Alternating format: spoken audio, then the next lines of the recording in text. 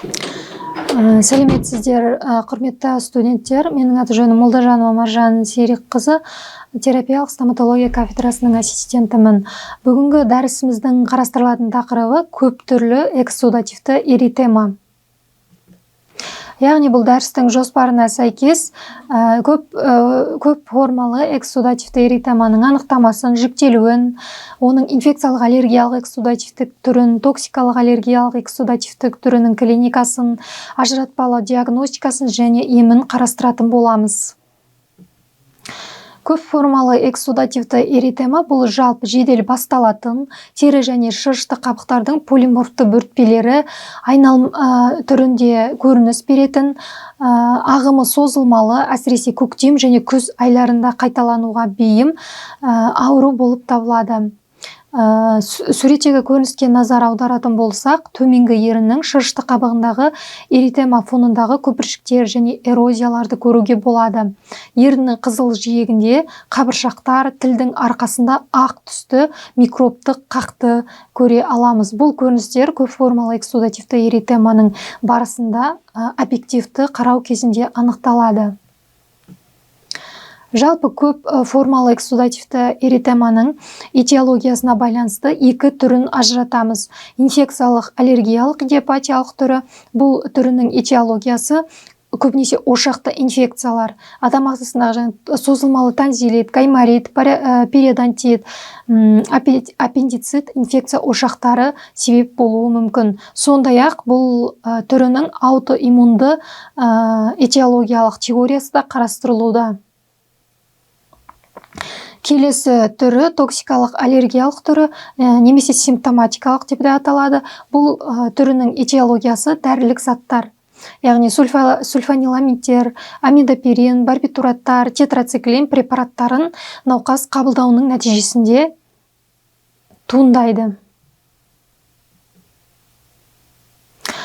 Инфекциялық аллергиялық эксудативті эритеманың клиникасына келетін болсақ, бұл ауру жедел басталады.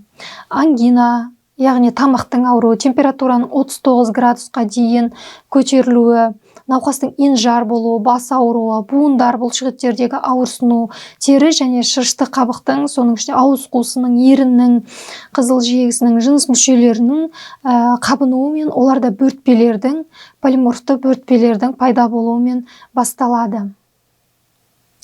Ауыз қуысындағы клиникалық көрінісі еріндерде, ауыз қуысының кіреберісі, ұрттарда, таңдайда локализацияланумен сипатталады. Жедел гиперемия және ісіну фонында көпіршіктер пайда болады. Олар жарылуының нәтижесінде ауырсынатын эрозиялар туындайды. Бұл эрозиялардың бетін тазартқан кезде астында қанталайтын беткейлерді көре аламыз. Бұл көпіршікшелердің болуы кезінде Никольский симптомына тексеру қажет, және Никольский симптомы теріс болады. Бұл аурудың сауығуы кезінде бөртпелер 8-10 күннен кейін азая бастайды. Дақтар 10-20 күн ішінде бозарып барып жойылатын болады.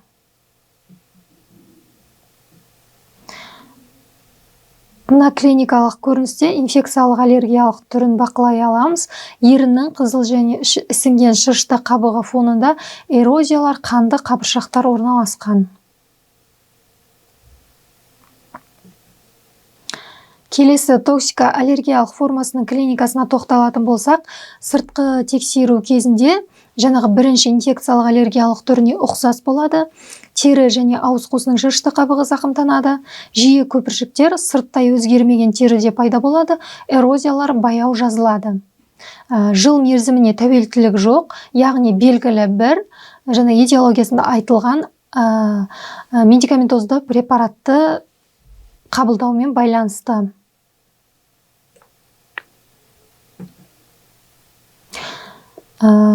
Осы ауру кезінде қосымша тексеру әдістері өте маңызды бұларды қолдану. Жалпы қан анализін жүргізу кезінде лейкоцитоз, қан формуласының солға ығысуы, эозинофилдер, моноциттер мөлшерінің көбеюі, ЭТЖ жоғарылауы анықталады. Цитологиялық зерттеу кезінде арнайы емес қабыну көрінісі көрінеді. гемолитикалық стрептококқа, стафилококқа, ішек таяқшаларына тері аллергиялық сынамалар реакциясы оң. Гистаминдік сынама аурудың ремиссиясы кезінде күрт оң, папула көлемі 5 мм, гиперемия 10 мм-ден артық. Лейкоцитозы реакциясы 12% нейтрофильдердің зақымдалуы анықталады. Көп формалы эксудативті эритеманың ажыратпалы диагностикасы вульгарлы көпіршікшемен, қатерсіз аканталитикалық емес көпіршікшемен, герпетикалық стоматитпен, екіншілік сифилис кезіндегі эразивті папулалармен жүргізіледі. Яғни көпіршікшелі аурулармен дифдиагностикасы кезінде, көпіршікшелі аурулар кезінде тек мономорфты зақымдану болады. Яғни ауыз қуысының шырыштысында, теріде көпіршікшелер және эрозиялар анықталады. Және бұл ауруға Никольский симптомының оң болуы гистологиялық зерттеуде аканталитикалық көпіршіктердің анықталуы тән. Ал көп формалы эксудативті эритема кезінде полиморфты зақымдану элементтері дақтар, көпіршіктер, эрозиялар, қабыршақтар, сонымен қатар жаралы зақымдануларды анықтай аламыз және Никольский симптомы теріс.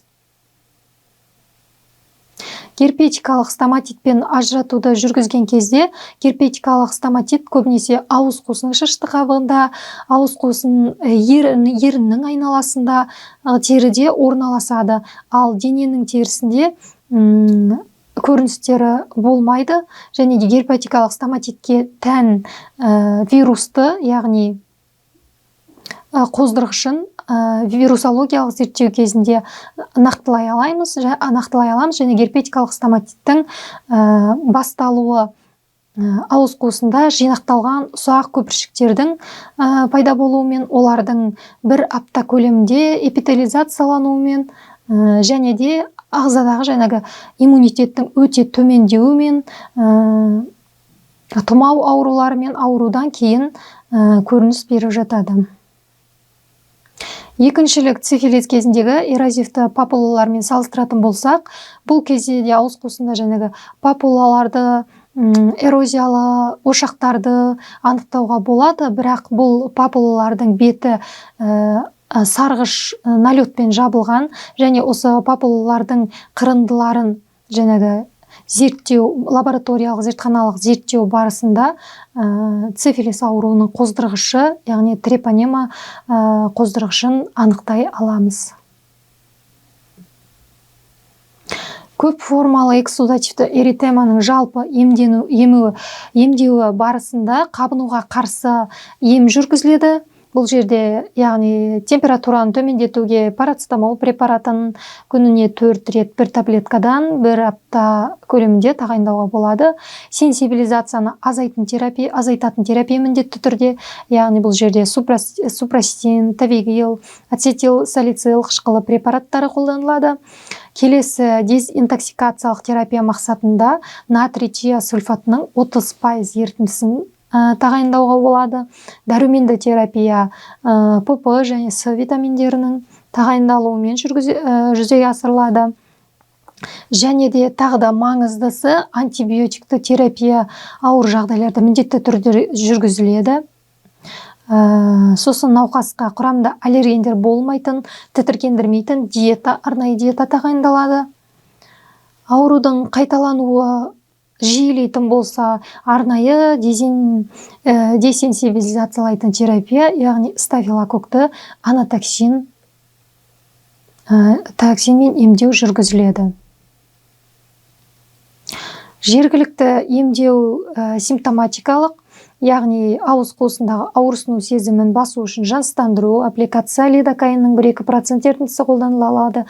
Антисептикалық өңдеу, жаңағы ауыз қуысындағы элементтердің микробтарын азайту мақсатында, екіншілік инфекцияның болдырмау мақсатында антисептикалық емдеуге сутек асқын тотығы ерітіндісі, перманганат калий ерітіндісі, яғни ауыз қуысын шаю үшін қолданылады. Келесі қабынуға қарсы терапия, яғни ісінуді, қызаруды басу мақсатында преднизолон жақпасы, гидрокортизондық жақпалар аппликациялық жолмен қолданылады. Және де осы ауыз қуысындағы пайда болған элементтердің ең соңғы жазылу этапында шырышты қабықтан кератинизациясын, жаңағы жазылуын жеделдететін препараттар, кератопластикалық препараттар, А витаминдерінің майлы ерітінділері жақпа түрінде тағайындалады.